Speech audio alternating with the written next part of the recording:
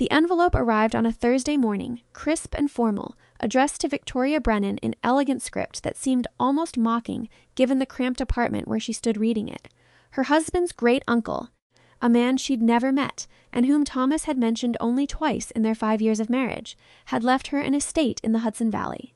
The lawyer's letter was brief and impersonal, offering condolences she didn't need for a man she'd never known, and instructions for claiming a property she couldn't imagine wanting. Victoria sat heavily on the worn sofa, the letter trembling in her hands. Thomas had been gone for 8 months now, taken by a sudden aneurysm that had stolen him between one breath and the next. At 26, she was a widow with mounting debts, a job at a bookstore that barely covered rent, and now apparently the owner of some decaying mansion upstate that would probably cost more to maintain than to demolish. The practical thing would be to sell it immediately, sight unseen. But Thomas had always talked about escaping the city someday, about having space to breathe and think. Maybe this was some strange gift from the universe, or maybe it was just another burden. Either way, Victoria found herself calling the lawyer's office that afternoon, arranging to see the property the following weekend. The drive north took 3 hours through autumn countryside, painted in rust and gold. Victoria's ancient Honda coughed its way up winding roads, past small towns that seemed frozen in time, until finally her GPS directed her down a private lane so overgrown she almost missed the turn. Trees pressed close on either side, their branches forming a tunnel that blocked out the afternoon sun. Then the trees opened up, and Victoria's foot found the brake without conscious thought. The estate rose before her like something from a Gothic novel, all dark stone and soaring towers, windows that caught the dying light like watching eyes. It was massive, far larger than she'd imagined, with wings that sprawled in either direction, and a central structure that climbed 4 stories high. Ivy covered much of the facade, and several windows on the upper floors were broken. But even in its decay, the building possessed an undeniable grandeur. Victoria parked in the circular drive, where weeds pushed through cracked paving stones, and stepped out into the cool October air. The property agent was supposed to meet her here, but she saw no other car. She checked her phone. No signal. Of course! The front door was enormous, carved wood beneath a stone archway, and to her surprise it swung open when she tried the handle. The interior was dim and musty, but as her eyes adjusted, Victoria felt her breath catch. A grand staircase swept upward before her, its banister carved with intricate designs. Dust-covered furniture filled what appeared to be a formal receiving room to her right, and through an archway to her left, she glimpsed what might have been a ballroom. "Hello?" Her voice echoed through empty spaces. "Mr. Patterson, are you here?" No response. Victoria ventured deeper, her footsteps loud on marble floors. Despite the neglect, despite the dust and the cobwebs, she could see the bones of something extraordinary. Crown molding detailed as lace. Floors inlaid with patterns in different woods. A chandelier in the entry hall that beneath its coating of grime appeared to be actual crystal. She was examining a portrait in the receiving room. A stern Victorian-era gentleman whose nameplate had tarnished to illegibility when she heard it. A sound from deeper in the house, not quite footsteps, but a presence. The quality of the silence changed. "Mr. Patterson?" Victoria called again, moving toward the sound. A corridor stretched toward the back of the house, lined with more portraits. She followed it to a set of double doors that stood slightly ajar. Beyond was a library that stole what remained of her breath. 2 stories of books lined the walls, accessible by a wrought iron gallery that circled the upper level. Despite the abandonment evident everywhere else, this room seemed almost pristine.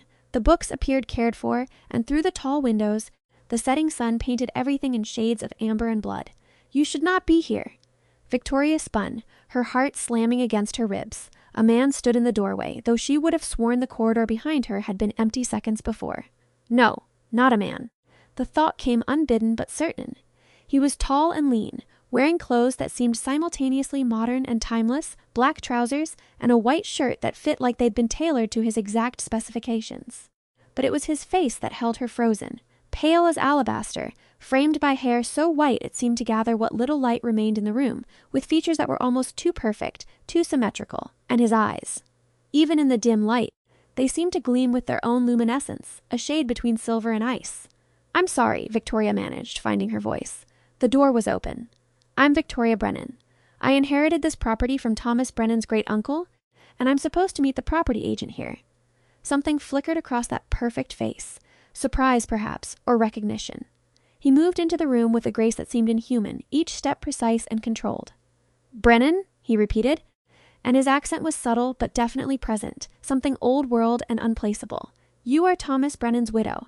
It wasn't a question." Victoria nodded anyway, unsure whether to be more frightened or fascinated. "Did you know my husband?" "No." He circled her slowly, studying her with an intensity that made her feel like a specimen under glass. "But I knew the man who claimed to own this estate." "He did not. This property belongs to me and has for the past 273 years. Victoria's mind raced. This was clearly someone with mental health issues, possibly homeless, who'd taken up residence in the abandoned building. She should leave. She should definitely leave. But something in his bearing, in the absolute certainty of his words, kept her rooted. "I have documentation," she said carefully. "Legal paperwork. Thomas's great-uncle, Harold Brennan, left this property to me in his will. Before that, it had been in his family for generations." The stranger laughed, a sound without humor. "Harold Brennan was a caretaker. Nothing more, as was his father before him, and his father before that. They maintained the property in exchange for the privilege of using the title, of claiming ownership to the human world. But they knew the truth. They knew who truly owned Thornfield Manor." "Thornfield," Victoria echoed. "The lawyer's papers hadn't included a name for the estate, and I am its master." He stopped his circling to face her directly. "I am Quintus Gravori, and I am what you would call a vampire king." The words should have been ridiculous. They should have sent her running for her car. Instead, Victoria found herself staring at him, at the unnatural stillness of his chest, the way shadows seemed to cling to him even in the fading light, the predatory grace that reminded her of nothing so much as a large cat considering prey. "That's impossible," she whispered. "Is it?" In a movement too fast to follow, he was before her, close enough that she could see the inhuman perfection of his skin, unmarred by pores or imperfection. His hand rose and Victoria flinched, but he only gestured to the window. "Watch." The sun had nearly set, just the barest edge of it still visible over the distant hills. As they stood there, that last sliver disappeared, and the change in Quintus was immediate. Color seemed to flow into him, subtle but present. His eyes brightened. The sense of leashed power she'd felt from him intensified until the air itself seemed charged. "Sunlight weakens us," he said softly, "burns us if we're not careful. But night is when we are fully ourselves." Victoria's legs felt unsteady. She reached out to grip the back of a nearby chair. "This isn't real. This can't be real." And yet it is. Quintus moved away, granting her space. "Your husband's great-uncle knew. All the Brennans who came before knew. They were bound by contract and blood oath to maintain this property and keep its secrets. In return, they were protected, provided for. Tell me, Victoria Brennan, did Harold leave you anything beyond this estate? Any money? Any explanation?" She thought of the lawyer's letter, bare of anything except the property transfer. No, nothing, because he was not meant to die yet. He was only 68. The contract should have passed to the next in line upon his natural death at a much later age, with time for proper instruction. Quintus's expression darkened. His death was not natural. It was murder, and it has complicated everything. The room felt too small suddenly, too close. Victoria backed toward the door. "I need to leave. I need to think." "You cannot leave." The words were not a threat, but a simple statement of fact. The moment Harold died, the protections on this property began to fail. The moment you accepted the inheritance, they bound themselves to you instead. But you do not know how to maintain them. You do not even know they exist. Protections from what? Quintus's smile was not comforting. "From those who would very much like to see me dead and this estate destroyed. From the vampire houses who never accepted my rule. From human hunters who have sought my kind for centuries. This place is hidden, warded by magic and old treaties. But those wards need a living anchor, a human bloodline tied to the land. Harold was that anchor. Now you are." Victoria shook her head violently. No, I didn't agree to any of this. I didn't even know about any of this. I'll sign the property over to you. I'll tell the lawyers it was a mistake. It does not work that way." His voice was gentler now, but no less absolute. "The magic does not care about legal paperwork or human courts. It has already recognized you as the heir. The bond is formed. If you leave, if you try to abandon your duty, the wards will collapse within days. And then they will come. Who?" Victoria demanded, anger breaking through her fear. "Who exactly will come?" "The House of Drakova for certain. They have disputed my territory for 3 centuries. The hunters of the Ordo Noctis, if they discover my vulnerability. And others, drawn to the scent of weakening power like sharks to blood and water." Quintus moved to the window, gazing out at grounds she could no longer see in the darkness. "I have enemies, Victoria Brennan. Many enemies. And through no fault of your own, you are now standing between them and me." She wanted to scream. She wanted to wake up in her cramped apartment and discover this was all some stress-induced nightmare. Instead, she forced herself to breathe, to think. What happens to me if these wards fail? If these enemies come? They will kill you to get to me. He turned back to her, and for the first time, she saw something other than cold calculation in his strange eyes. I will not allow that. You don't even know me. No, he agreed, but you are not responsible for this situation. Harold's death was not your doing. And I have lived too long and taken too many lives to add an innocent widow to that count. Victoria sank into the chair she'd been gripping. Her mind was racing, trying to process information that seemed to belong to fiction, not reality. Let's say I believe you. Let's say all of this is somehow true. What do you need from me? Live here. Learn the wards and how to maintain them. Take up the role Harold should have trained you for. Quintus approached her again, crouching so they were at eye level. I know you have a life in the city. I know this is not what you wanted, but I can offer you compensation. The estate comes with resources, accounts Harold managed but which contain my wealth, accumulated over centuries. You will not want for money. I don't care about money, Victoria said, though that wasn't entirely true. She cared very much about money when she was 3 months behind on her electric bill. Then care about this. His hand swept out to indicate the library, the estate beyond. This is a place of beauty and history. It can be restored. It can live again. And you, Victoria Brennan, you can live again, not as a widow surviving in a city that grinds you down, but as something more. As a vampire's servant, the words came out bitter. As a partner, the correction was firm. The relationship between my bloodline and the Brennans has always been one of mutual benefit. Protection for service, yes, but also respect. I need you, but you would be free. Free to come and go, free to live as you choose, bound only by the basic maintenance of the wards. Victoria met his unsettling gaze, and if I say no, if I get in my car right now and drive back to the city, then in a few days the wards will fail. My enemies will come. I will defend my home as I have for centuries. His expression was ancient suddenly, weighted with time she couldn't fathom. But I do not know if I can prevail against all of them at once, not without the protections. And when I fall, they will hunt you down anyway, to ensure no heir remains who might resurrect the wards. Your death will simply take slightly longer. The trap closed around her with the weight of inevitability. Victoria thought of Thomas, of how he'd talked about escaping the city. Maybe he'd sensed something, some pull of his bloodline, even without knowing the truth. Or maybe that was just her trying to find meaning where there was only cruel coincidence. I need time, she said finally. Time to process this. Time to see proof that you're telling the truth about all of it. Fair enough. Quintus rose with that inhuman grace. It is full dark now. Walk the grounds with me. See the estate as it truly is, and I will show you proof of what I am. Against every screaming instinct for self-preservation, Victoria stood and followed him. The night air was crisp and cool, carrying the scent of earth and dying leaves. Quintus led her through the back of the house and out into gardens that had long since gone wild, but beneath the overgrowth she could see the bones of formal paths, of fountain fixtures and statuary. Harold's health began failing 2 years ago, Quintus explained as they walked. He could no longer maintain the grounds as he once did. I offered to hire help, but he was proud. Stubborn. He insisted he would recover. There was genuine regret in the vampire's voice. I should have insisted harder. You cared about him, Victoria realized. We knew each other for 68 years. He was an infant when his father first brought him to meet me, part of the formal passing of the contract. I watched him grow, learn, become a man. Quintus's pale hair seemed to glow in the moonlight. He was a friend in the way that is possible between my kind and yours. His death diminishes me. They reached a clearing where a fountain stood, dry and cracked but still beautiful in its decay. Quintus turned to her. You want proof. Very well. Know that I offer this to ease your mind, not to frighten you. I am what I am, but I am in control of what I am. Before Victoria could ask what he meant, he smiled, and his mouth was full of fangs. Not the delicate canines of fiction, but true predator's teeth, sharp and gleaming.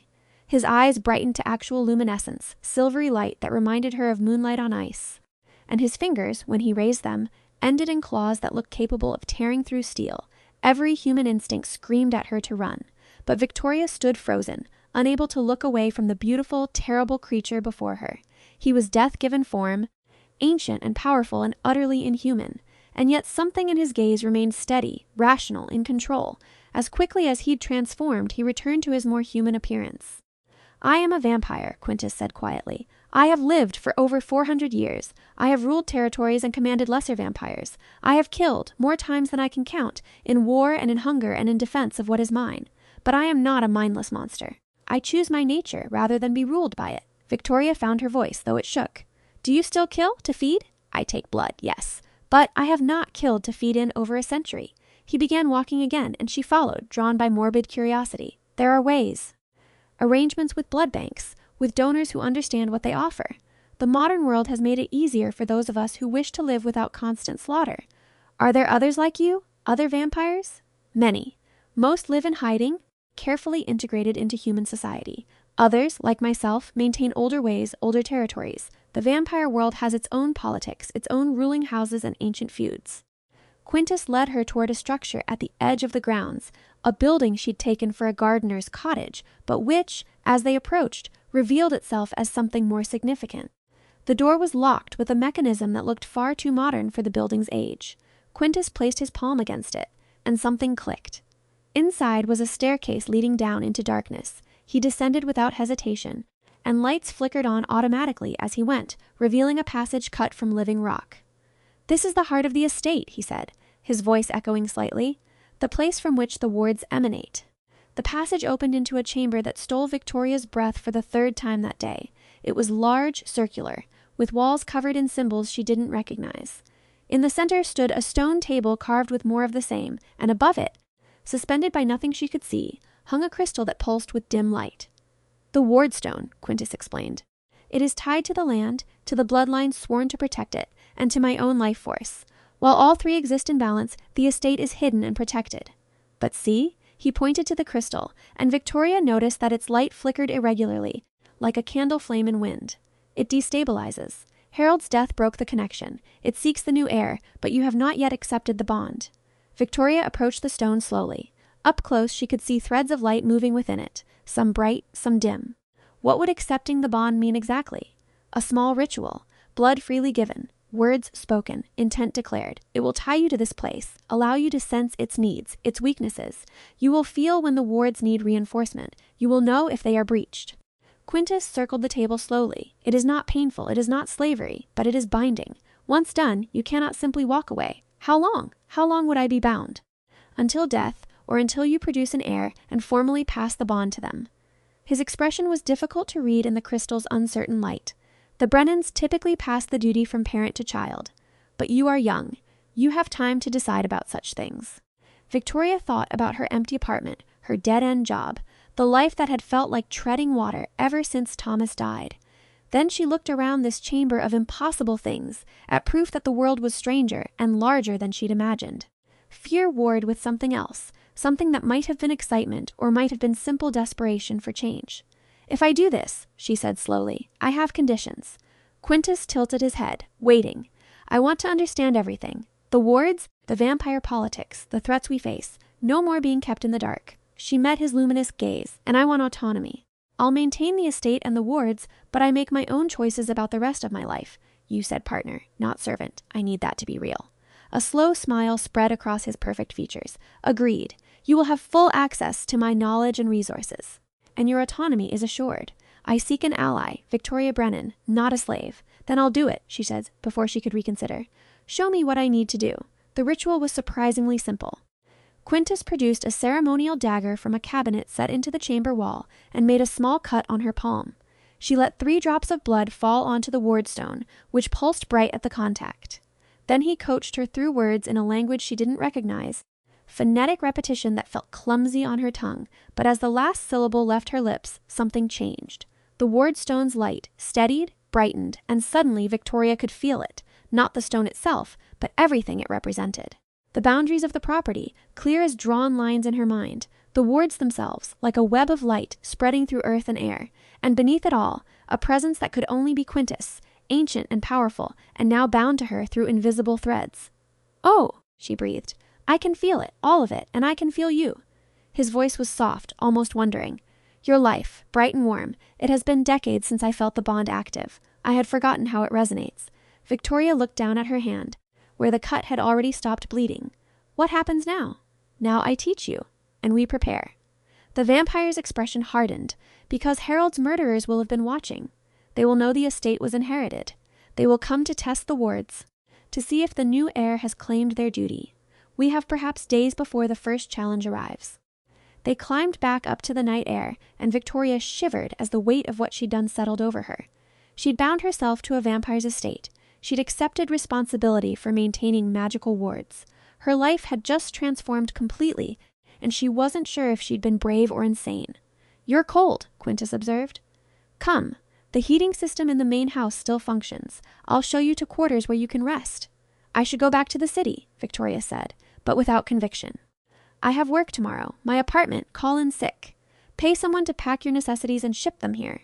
He looked at her seriously. "I am not exaggerating the danger, Victoria. If you leave now, while the wards are still settling, you make yourself vulnerable. Stay. Let the bond solidify. Then we can arrange to collect your things properly." She pulled out her phone. Still no signal. Quintus led her back to the house and to a study where an actual landline sat on a massive desk. It felt surreal to call her manager at the bookstore and quit via voicemail, to leave a message for her landlord about breaking her lease, to text her few friends from the estate's ancient computer with its surprisingly fast internet connection. "There are advantages to vampire wealth," Quintus said when she mentioned the internet. "I may prefer old surroundings, but I am not ignorant of technology's uses." He showed her to a suite of rooms on the second floor that must have been Harold's at some point. They were dusty but beautifully appointed, with a 4-poster bed and an ensuite bathroom that featured a clawfoot tub she immediately coveted. "Rest," Quintus instructed. "Tomorrow we begin your education in earnest. For now, know that you are safe. I will be watching. Where do you sleep?" The question escaped before Victoria could consider if it was too personal. "During the day, I mean." A slight smile touched his lips. "There are chambers beneath the estate, protected from all sunlight. I will show you eventually. But yes, I must sleep when the sun rises. It is not optional for my kind." After he left, Victoria explored the suite, finding clothes in the wardrobe that must have belonged to Harold. They were far too large, but there were also linens, towels, everything she might need. She drew a bath, luxuriated in hot water, and tried to process the impossibility of the day. She'd become the guardian of a vampire king's estate. She'd bound herself to magical wards. She'd discovered that monsters were real, and somehow, beneath the fear and confusion, she felt more alive than she had in months, maybe since Thomas died. Guilt washed over her at the thought. Was she betraying his memory by feeling anything other than grief? But Thomas would have loved this place. He would have been fascinated by the mystery, the magic. Maybe, she thought as exhaustion finally claimed her, maybe this was okay. Maybe it was even right. She slept deeply and woke to sunlight streaming through gaps in the curtains. For a moment she couldn't remember where she was. Then memory flooded back, and with it, that strange new sense of the wards, humming at the edge of her awareness like a song she could almost hear. Victoria dressed in her clothes from yesterday and ventured downstairs. The house looked different in daylight, less gothic mystery and more faded grandeur. She could see water damage on one of the walls, cracked plaster in the entry hall. So much work needed. She found the kitchen after some searching, a massive room with industrial appliances that looked decades old. But the refrigerator functioned, and someone had stocked it recently with basics: eggs, bread, coffee, milk. Quintus's doing, she assumed, taking care of his new ward keeper. She was scrambling eggs when she felt it, a disturbance at the edge of the property. The wards pulled at her attention, highlighting a breach. Not a collapse, but something crossing the boundary deliberately. Victoria abandoned her breakfast and ran to the front of the house. Through the windows she saw a car coming up the drive, a sleek black sedan. It parked and 3 people emerged. No, not people. Even from this distance, even through the glass, she could recognize the same unnatural grace Quintus possessed. Vampires. Fear spiked through her. Quintus was asleep, helpless beneath the ground while the sun shone. And 3 of his enemies had just arrived at his doorstep.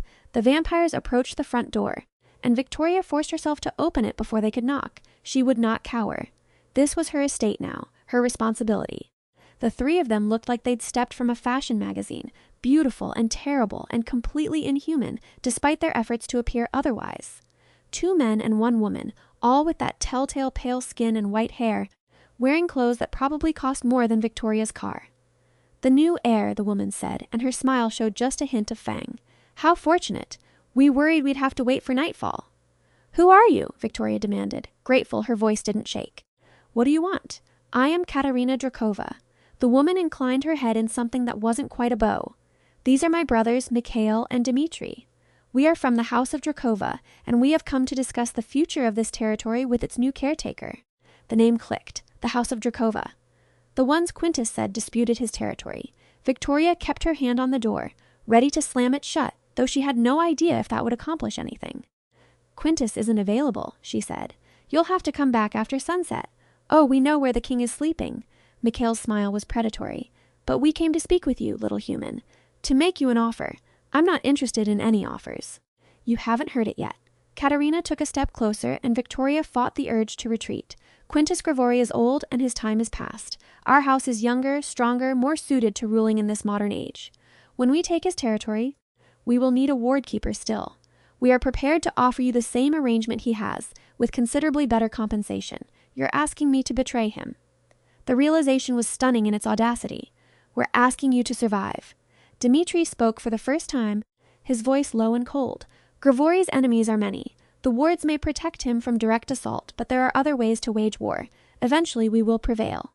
When we do, will you die defending a king you've known for less than a day? Or will you live and prosper under new management? Victoria's mind raced. The wards thrummed at her awareness, strong and steady. Quintus had said challenges would come, but she hadn't expected diplomacy. Or perhaps this was just reconnaissance, a chance to assess the new heir's loyalty before more violent measures. I made a commitment, she said firmly. I accepted the bond. That means something. Bonds can be broken, Katerina said softly. Given the right incentive. Not by me. Victoria began to close the door. You've had your answer. Leave the property. Mikhail moved fast, his hand catching the door before it could close. You should reconsider. We are being polite now. But our patience has limits. Victoria felt the wards flex, responding to her fear and anger. For a moment, she sensed their full potential, the power that flowed through them. Without thinking, she pulled on that power, and something surged through the house. Mikhail jerked his hand back with a hiss. Where his skin had touched the doorframe, there was a burn mark.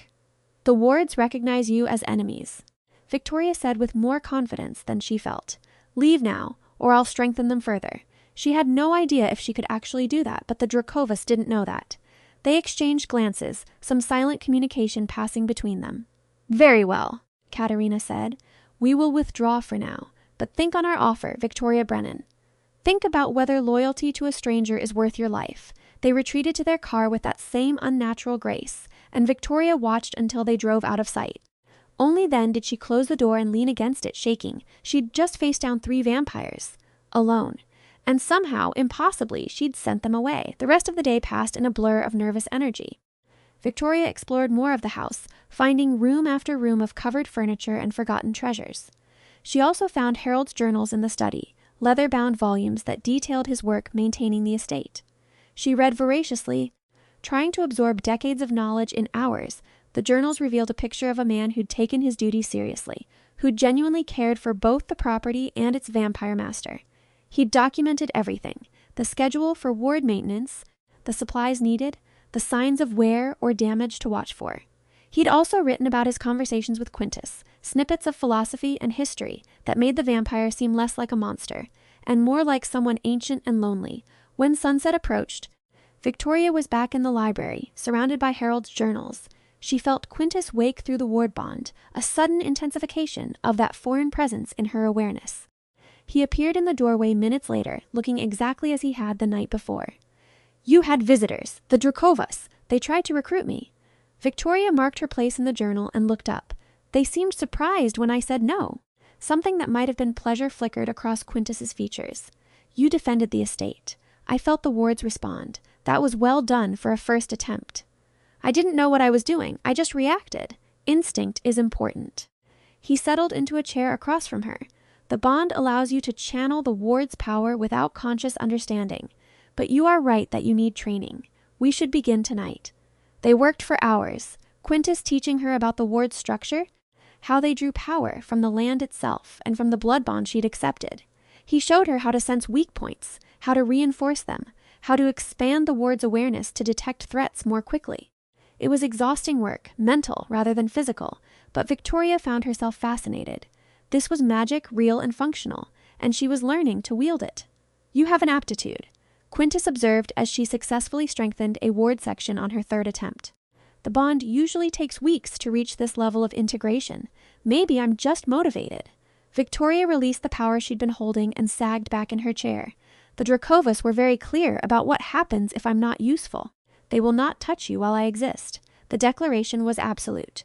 "You are under my protection, Victoria. That is not an empty promise." She studied him in the lamplight, this impossible being who looked barely 30 but had lived for centuries. "Why does the House of Drakova want your territory so badly? What makes it worth this much effort?" Quintus was quiet for a moment, considering his words. Territory is power in the vampire world. It is not merely land, but the right to rule within that space, to command lesser vampires, to control resources. This estate sits at the junction of 3 major territories, a strategic position that has been contested for centuries. When I claimed it and established the sanctuary, I ended years of bloodshed. The Drakovas were among those who lost in that consolidation. They have never forgiven the slight, and they can't just attack you directly. They could, but I am old, powerful, and well protected. A direct assault would be costly, even for a house as strong as the Drakovas. They would lose many of their own, and success would not be guaranteed. He stood, pacing to the window. Much simpler to wait for weakness. Harold's death provided that. Without the wards, I am vulnerable. With a new, untrained ward keeper, I am only marginally less so. So I'm your weakness now. The thought was uncomfortable. You are also my strength. Quintus turned to face her. A ward keeper who stands firm makes the estate nearly impregnable. The Drakovas came today to test your loyalty. They will report to their house that you are committed. That changes their calculations significantly. Victoria thought about the female vampires beautiful. Cold face. Katerina said there are other ways to wage war. What did she mean? Politics, economics. They could attempt to turn my allies against me, or they could try to destroy my financial interests in the human world, forcing me to emerge from this sanctuary to defend them. His expression was grim. Vampire conflicts are rarely simple. We live too long for simple solutions. They continued her training into the small hours, until Victoria could barely keep her eyes open. Quintus finally called a halt, walking her up to her suite with that same protective courtesy. "You should rest. Tomorrow we will work on your physical defenses." At her questioning look, he explained, "The wards protect the estate, but you must be able to protect yourself. I will teach you. You're going to teach me to fight?" Victoria couldn't keep the skepticism from her voice. "I am going to teach you to survive," he corrected. There is a difference. Over the next few weeks, Victoria's life transformed entirely. Her days developed a rhythm. Wake at dawn, practice ward maintenance, explore and catalog the estate, study Harold's journals and the extensive library. When Quintus rose at sunset, her real education began. He taught her about vampire politics and the various houses that made up their shadowy world. He trained her in basic self-defense, both armed and unarmed, and he showed her how to deepen her connection to the wards, how to make them an extension of her own will. It was intense and exhausting and strangely fulfilling. Victoria felt herself growing stronger, more confident. The grief that had defined her for months began to soften, not forgotten but integrated into who she was becoming. And always, there was Quintus. As they worked together night after night, Victoria found herself increasingly drawn to him. Not just to his supernatural beauty, though that was certainly present, but to the person beneath. He was intelligent and surprisingly funny, with a dry wit that caught her off guard. He was also capable of unexpected kindness. Like the night he found her crying over one of Thomas's photos and simply sat with her in silence until she was ready to talk. He told her stories of his long life, of the world before technology, of wars and loves and losses accumulated over centuries. And slowly, carefully, Victoria began to share herself in return. Her childhood, her marriage, her dreams of becoming a writer that she'd set aside for practicality.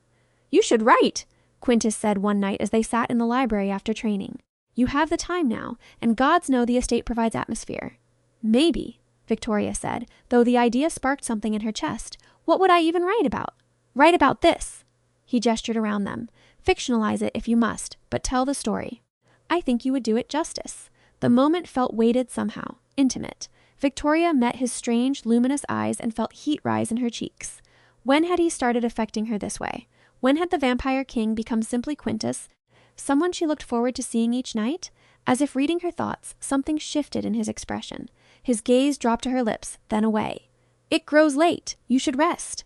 He left quickly, and Victoria was left wondering if she'd imagined the moment of connection. But the tension between them only grew. Victoria caught him watching her sometimes with an intensity that made her breath catch. When he adjusted her stance during combat training, his touch lingered. And once, when she'd stumbled on the stairs and he'd caught her, they'd stood frozen for a heartbeat too long, close enough that she could feel the unnatural cold of his skin. "This is inappropriate." Quintus said quietly, still holding her.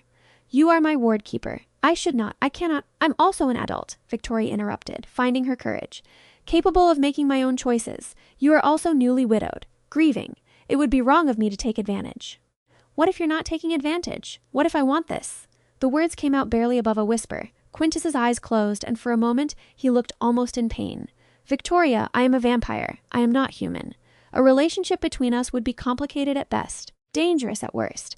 I know what you are. She reached up to touch his face, marveling at her own boldness. I've seen what you are. I'm choosing anyway. You should not. But he didn't move away from her touch. I am possessive by nature, protective to the point of suffocation. I have lived for centuries, and you are mortal. There is no happy ending for such a pairing.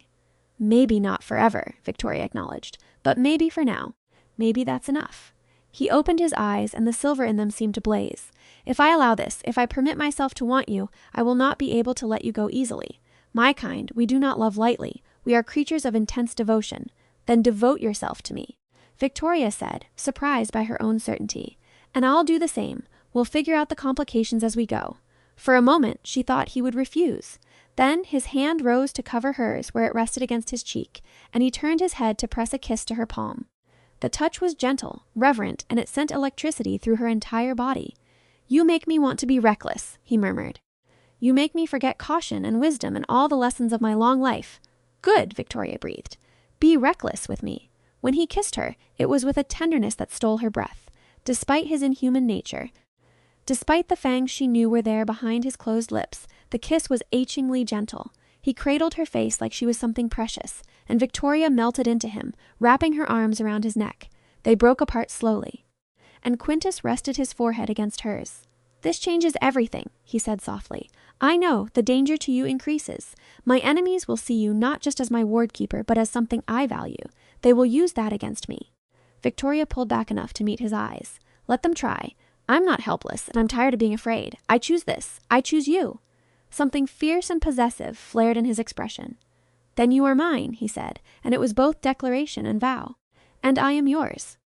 Let the vampire courts take note. That night marked a shift in their relationship.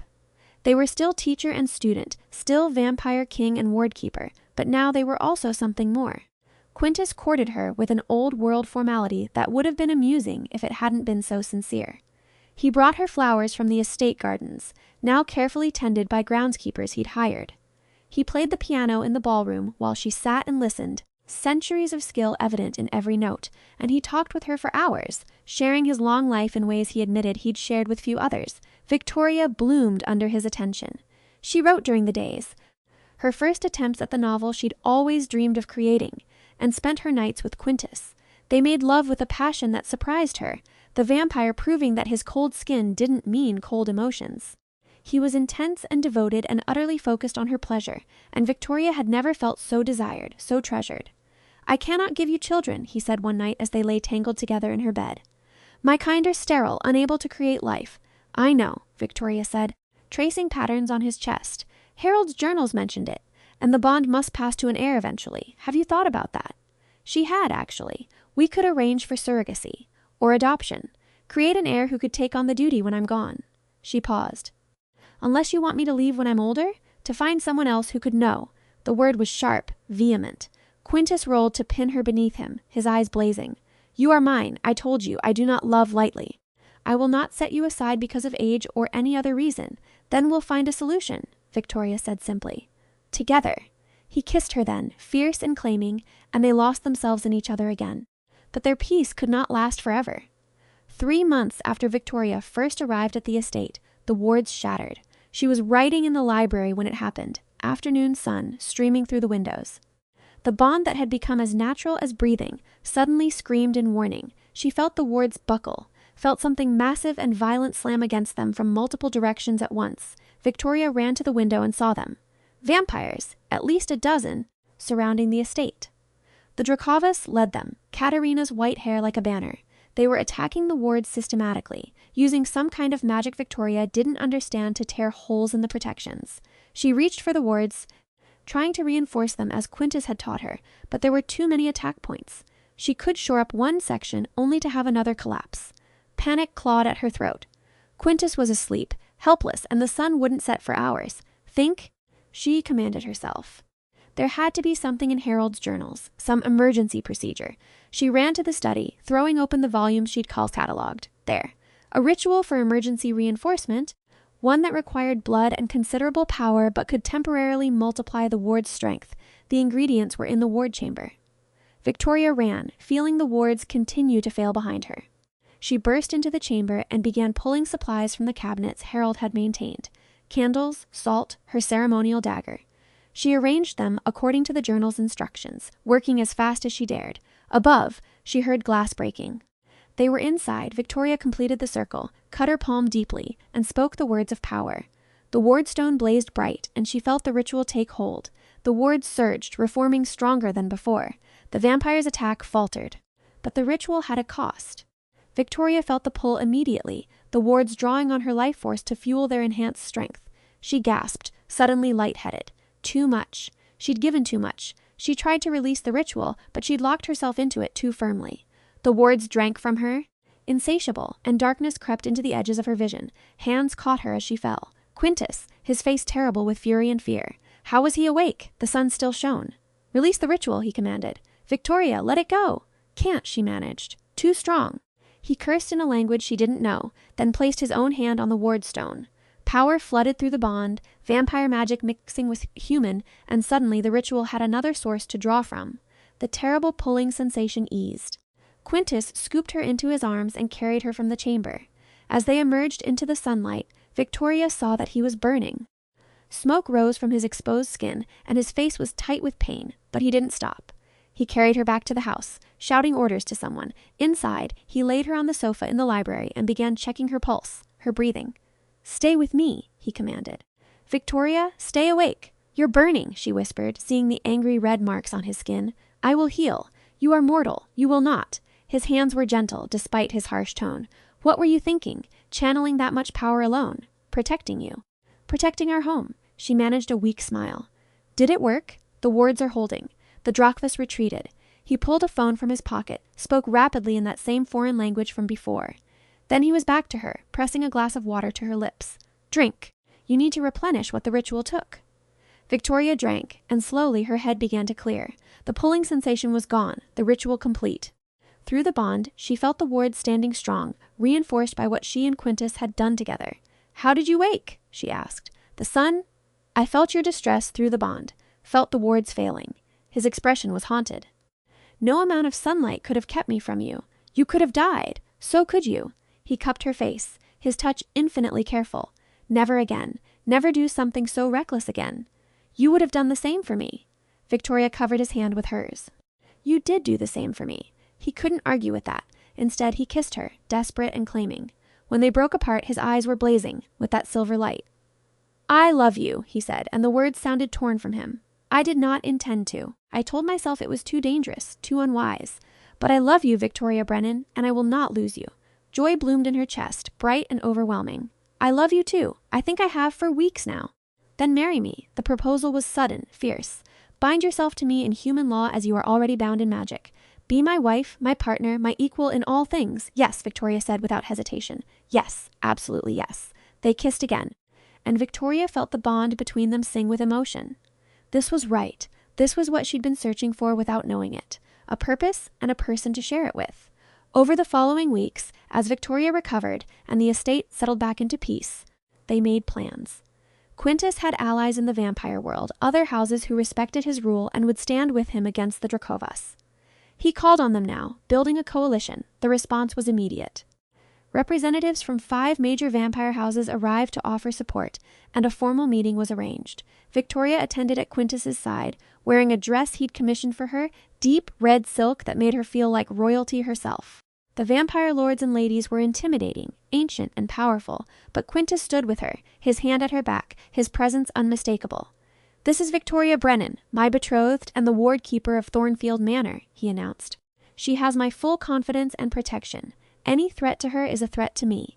The vampires inclined their heads, acknowledging her status. It was a formality, but an important one. Victoria was no longer just a human caught up in vampire politics. She was recognized, protected, elevated. The Dracovas were not present, but a message was sent through intermediaries. The House of Dracova formally withdrew their claim on Thornfield Manor and would cease hostilities against Quintus Gravori and his household. The coalition had worked. Faced with unified opposition from multiple houses, the Dracovas backed down. It wasn't a permanent solution. Vampire politics were too complex, too fluid for that. But it was peace, at least for now. They married on a crisp November evening, exactly a year after Victoria first arrived at the estate. The ceremony was small, held in the restored ballroom with its newly repaired chandelier casting rainbow light across marble floors. Human guests were few Victoria's handful of friends who accepted the explanation that Quintus was European nobility, but vampire witnesses were many. The major houses sent representatives, making the wedding not just a personal event but a political statement. Victoria wore white silk and carried roses from the estate gardens. Quintus wore formal attire that looked like it had come from another century, and when he spoke his vows, his voice was steady and sure. "I pledge myself to you for all the years you will grant me," he said. "I will love you, protect you, stand beside you as partner and equal. What is mine is yours, now and always." Victoria's own vows were simpler, but no less sincere. "I choose you," she said. "Every day for the rest of my life, I choose you. I love you, Quintus Gravori, and I am honored to be your wife." When they kissed to seal the marriage, the ward stone in the chamber below pulsed bright, and every vampire present felt the shift. The bond between Ward Keeper and Vampire King had been reinforced by love and commitment. Thornfield Manor would stand unshakable for as long as they both lived. The celebration lasted until dawn, when the vampire guests retreated to protected chambers or departed for their own territories. Quintus led Victoria to their bedroom, the master suite they now shared, and made love to her with a reverence that brought tears to her eyes. "My wife," he murmured against her skin. "My love. My Victoria. Yours," she agreed. "Always yours." In the months that followed, they settled into their life together. Victoria continued to write, her novel taking shape with supernatural elements that drew on her real experiences. Quintus managed his business interests, holdings accumulated over centuries, and proved to be a thoughtful advisor as she worked to restore the estate to its former glory. They hired staff who were carefully vetted, a mix of humans who knew nothing of the supernatural, and a few vampires who were loyal to Quintus. The grounds were restored to garden show quality. The house was repaired, room by room, until it gleamed. They opened certain sections for private events, generating income while maintaining the sections that were theirs alone. Victoria's book sold to a publisher who loved the dark romance and gothic atmosphere. It did well enough that she began writing a second, then a third. She found purpose in creation, in taking the strange reality of her life and transmuting it into fiction. And through it all, Quintus was beside her. Protective, yes, occasionally overprotective in ways that required negotiation, but also supportive, loving, devoted. He encouraged her writing, read her drafts, debated plot points with her late into the night. He taught her more about the vampire world, introducing her to allies, and occasionally bringing her into political discussions where her human perspective proved valuable. "You have changed things," one vampire lord told her at a gathering. Gravori was becoming isolated, too withdrawn.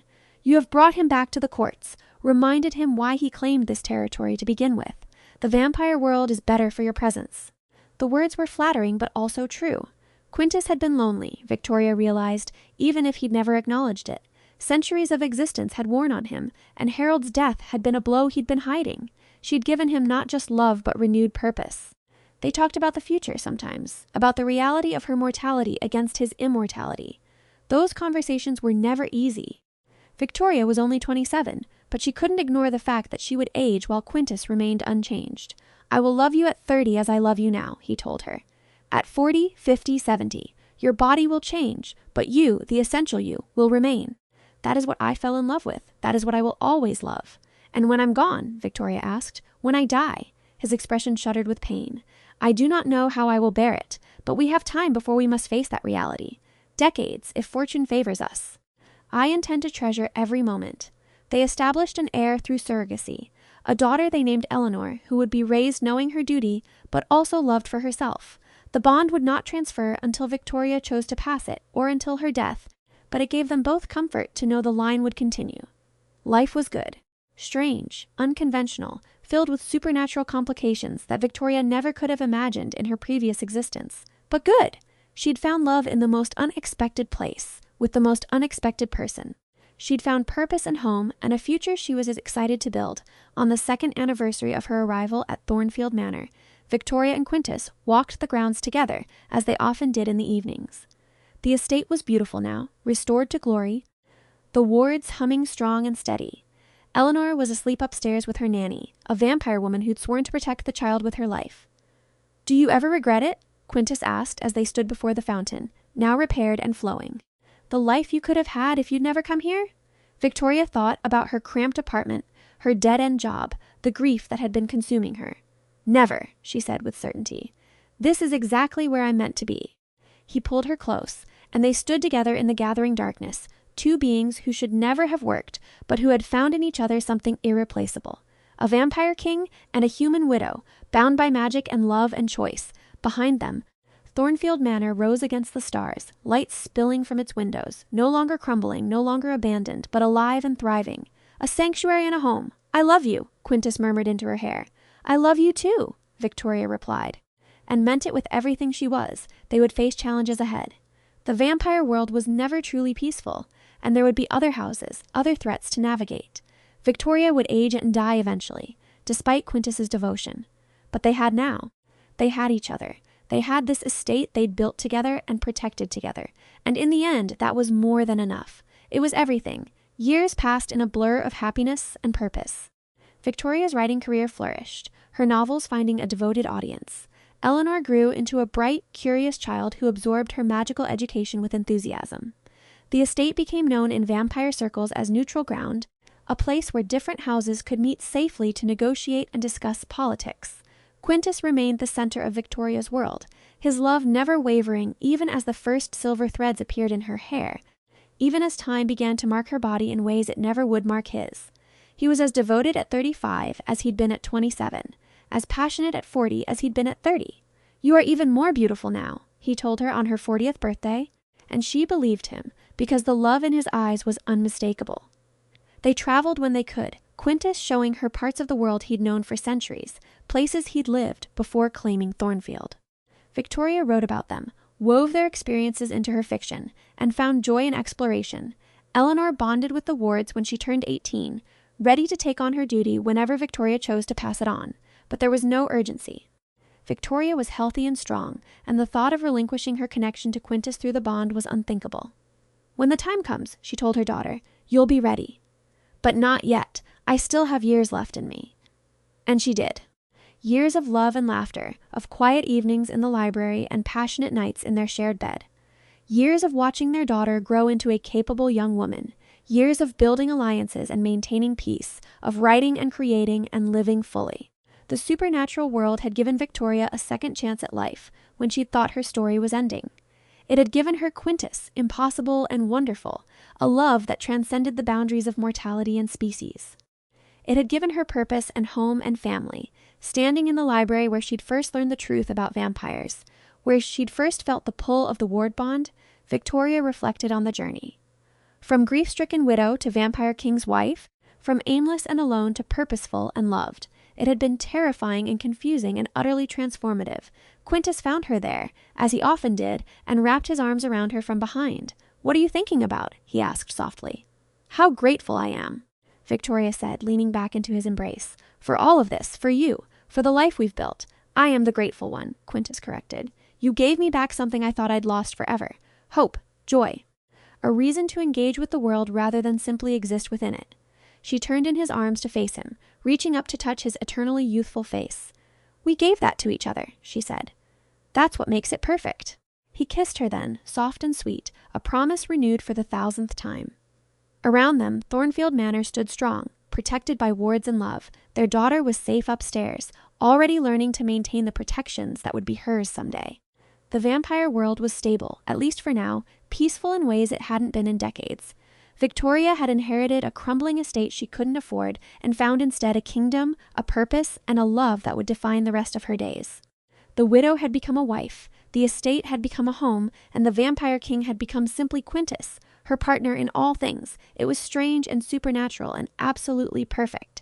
And as they stood together in the library, surrounded by books and magic and centuries of history, Victoria knew with complete certainty that she had found exactly where she belonged.